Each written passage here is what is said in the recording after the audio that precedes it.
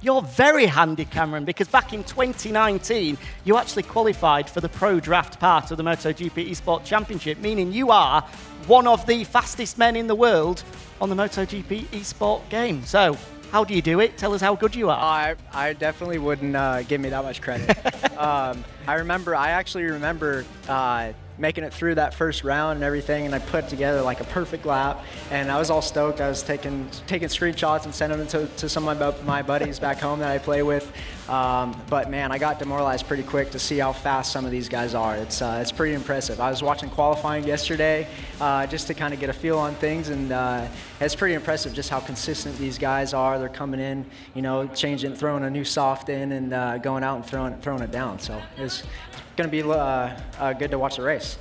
And now, Cameron, you've been around Sachsenring before. I don't know if you've rode it in the wet, but if there was one key to unlocking performance in Sachsenring, what would you say it is? I'd say, especially from my experience there on a Moto 2 bike, it's really easy to brake too deep. And on a Moto 2 bike, you really just want to let the thing flow through the corners, and it's going to be tricky here in the wet, that's for sure.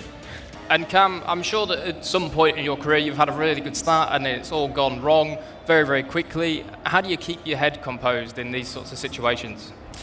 It's definitely tough. You know, obviously there's ups and downs with racing. I can speak from experience, having a lot of success over in Moto America and stuff like that, and coming over here and yeah, getting my butt kicked, learning everything, learning the tracks and the bike and all that stuff last year. But we are progressing, and it feels really, really good to make progress. And I feel like just finding those steps and making those steps, it's really motivating. So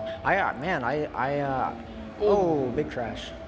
That's Tatigo that went down, probably the second of his offs, the Indonesian, and that is an age-old motto in the wet conditions, Cam. Make sure you stay off the curbs.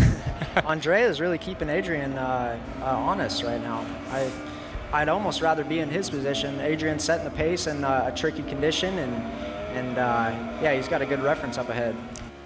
How crucial is it that you look after those tyres? It's definitely very crucial. There's, for example, the corner they're going through right there, when the tire's fresh and new, especially in the dry, there's so much grip to be gained there, so much time to be gained there with a good fresh tire, but it does go quick.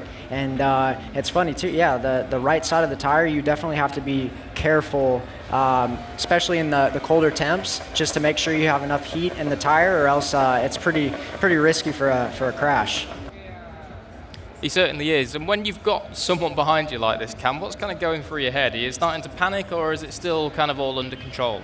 It's definitely an unnerving feeling, feeling a bike that close, hearing a bike that close, kind of anticipating where you think they're going to pass. But it seems like Adrian's really good on the brakes. I think Andrea, when he gets by, he really needs to drop the hammer and make sure Adrian doesn't have any room to pass him in the closing stages here. We only got 2 laps left, so we'll see what happens. To make a move there, Cameron, you've got to be very, very brave. Meanwhile, as they get to the bottom of the hill momentarily, a much easier place to try and get a job done.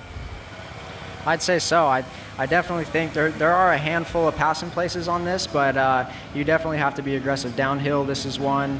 A little risky getting into the last corner, trying to make a pass just because it falls away a little bit. I'd say turn 1 is the best bet right here. Do you reckon you could have lived with those guys there with that race pace? Definitely not. I'd probably be on the floor first lap 6 times or so. So, no, impressive stuff, like I said. Well, yeah. Appreciate your time anyway. Very, very much enjoyed having you with us. And best of luck for the rest of the weekend here at Mugello. Hopefully we'll see you celebrating on Sunday afternoon. All right. Thanks, guys. Thanks for having me.